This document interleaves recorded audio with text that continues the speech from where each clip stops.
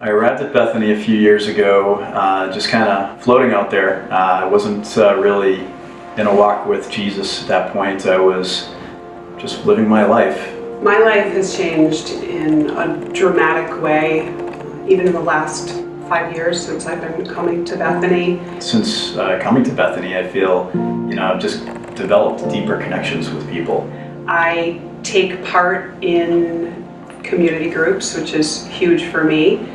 I have this network of people that I feel comfortable opening up to and asking for advice or crying on their shoulder if needed. For years after college, we're probably going back 15, 16 years, I had wanted to become a big brother.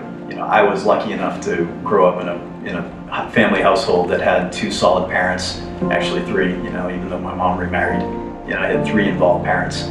And so many children were not that lucky. I felt in my brokenness, I can't be good for somebody else. And so coming to Bethany, I realized that, just after a while that, what, God loves you and treasures you. And that gave me all the confidence in the world. That's when I threw caution to the wind and I enrolled as a big brother.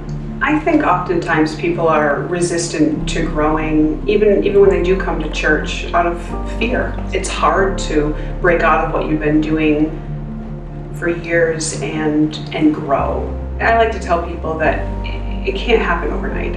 I spent a lot of years of my life hearing myself talk to people. A little piece of wisdom is to start listening more.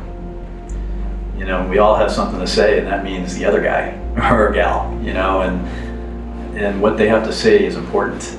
Our growth as human beings, it does not happen by talking, it happens through listening and learning. Listening to people and then being open to hear what they have to say to you is so important. I pray for truth. I pray for God to reveal truth to me, and oftentimes that comes through people in my life telling me truth. But if I reject it and don't listen or don't believe them, then I'm stuck, and I'm going to be stuck until I decide to humble myself and listen and maybe make changes based on what someone is telling me. And the listening does not stop with just listening to other people like us, but it's also listening to what God has to say. Sometimes we need to just stop, take a second, breathe, and just kind of learn to open yourself to Him.